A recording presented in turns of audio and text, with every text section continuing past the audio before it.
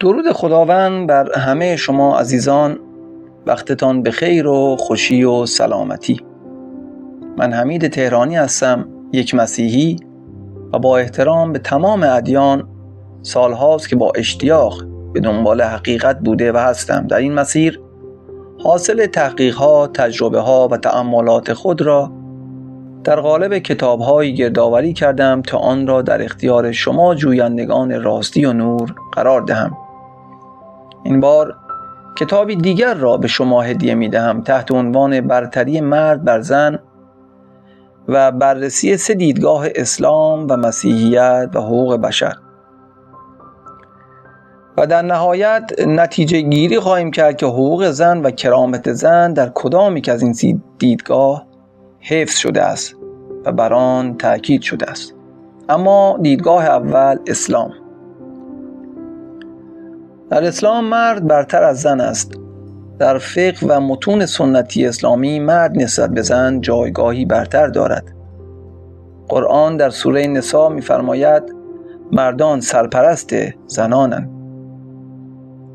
زن نصف مرد ارث می‌برد و 2 زن برابر شهادت 1 مرد را دارند.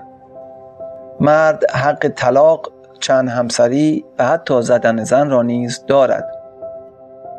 زن باید مطیع و تابع باشد. تمکین جنسیش واجب شرعی است. قضاوت، امامت، ولایت فرزندان نیز در دست مردان است. در نگاه فقهی این برتری طبیعی و الهی تلقی می شود به بهانه تفاوت‌های خلقتی و مسئولیت‌های خانوادگی. اما بخش دوم، مسیحیت. در مسیحیت زن و مرد برابر در کرامت و متفاوت در نقش.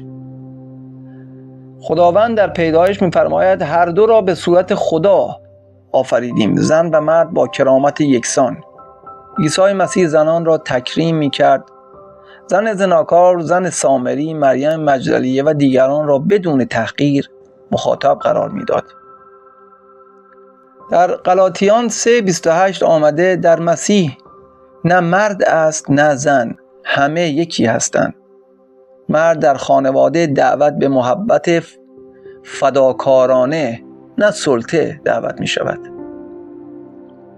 بنابراین مسیحیت یعنی عیسی مسیح بر برابری در ارزش و کرامت تأکید دارد، با نقش‌هایی که مکملند نه مایه سلطه.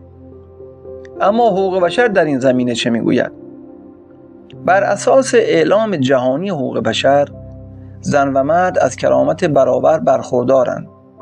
قوانین نباید تبعیض جنسیتی داشته باشد.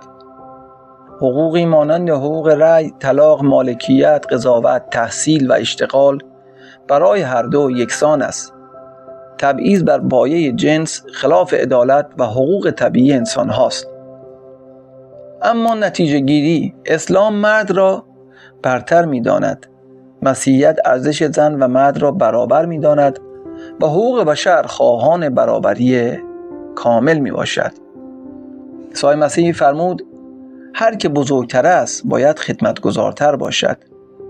یعنی برتری حقیقی در محبت و فروتنی است، نه در جنسیت. عزیزان، از شما ممنونم که با من همراه هستید و شما را تشویق می‌کنم به خواندن این کتاب. این شما هستید که انتخاب می‌کنید که کدام دیدگاه شما را به سوی حقیقت راهنمون می‌سازند. در پایان با یک دعا همه شما را به خداوند می‌سپارم. خدای آفریننده، پدر آسمانی که همه انسان‌ها را به سوی خود آفریدی، می‌طلبیم چشمان ما را بگشایی تا ببینیم زن و مرد هر دو به یکسان بازتاب جلال تو هستند. خداوندم ما را از هر تفکر نادرستی که یک جنس را بر دیگری برتری می‌شمارد برهان و به ما حکمتی عطا کن تا بتوانیم عدالت و برابری را در همه روابط انسانی خود جاری سازیم.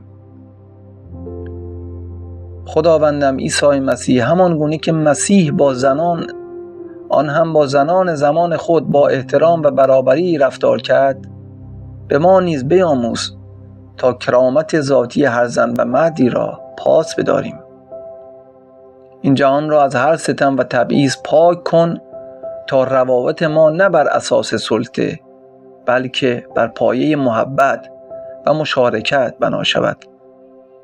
این دعا را به نام عیسی مسیح آوردیم که در او نه زن است و نه مرد، زیرا همه در مسیح یک هستیم.